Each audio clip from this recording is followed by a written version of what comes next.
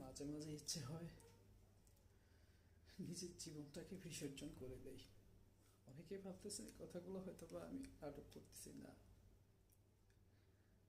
আসলে সত্যি বলতেছি।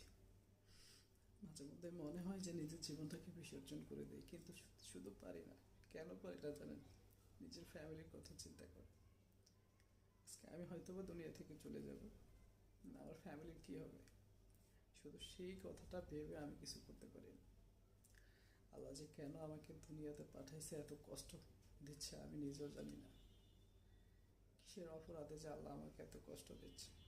সবার কাছে দোয়া চাই, অবশ্যই আমাকে দোয়া করবেন সবাই।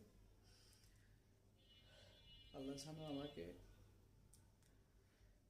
একটু সুখের মুখ দেখায়।